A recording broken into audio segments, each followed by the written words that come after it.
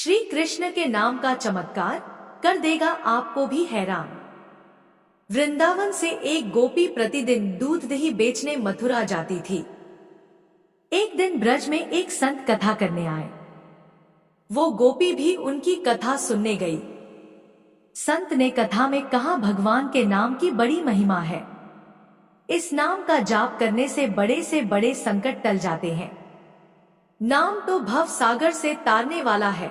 यदि भव सागर से पार होना है तो भगवान का नाम कभी मत छोड़ना।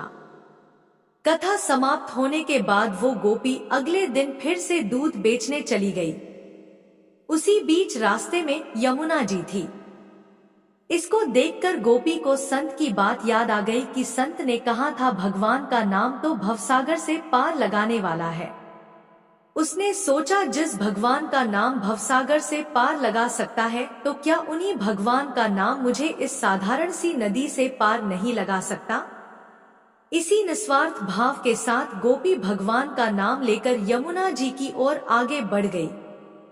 अब जैसे ही उसने यमुना जी में पैर रखा तो लगा मानो जमीन पर चल रही है, और ऐसे ही वो सारी नदी पार कर गई।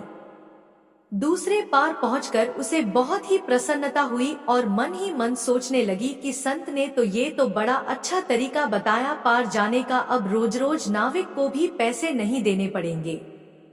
एक दिन गोपी ने विचार किया कि संत ने मेरा इतना भला किया, मुझे उन्हें खाने पर बुलाना चाहिए। अगले दिन गोपी जब दही बेचने गई तब संत से घर में भोजन करने को कहा। संत तैयार हो गए। अब बीच में फिर यमुना नदी आई।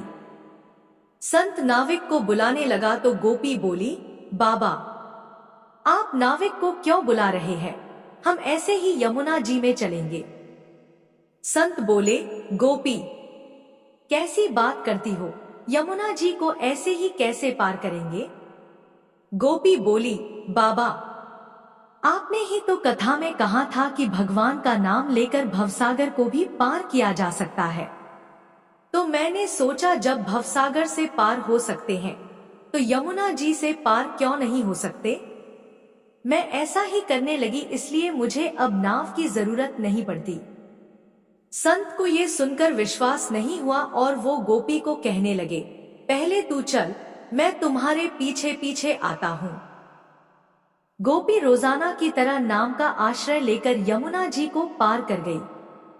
गोपी को देखने के बाद जैसे ही संत ने यमुना जी में पैर रखा तो झपाक से पानी में गिर गए। ये देखकर संत बहुत हैरान हो गए। अब गोपी ने जब देखा तो कि संत तो पानी में गिर गए हैं, तब गोपी वापस आई और संत का हाथ पकड़कर जब चली तो संत भी गोपी की भांति ही ऐसे। ये चमत्कार देखने के बाद संत उस गोपी के चरणों में गिर गए और कहने लगे कि गोपी तू धन्य है।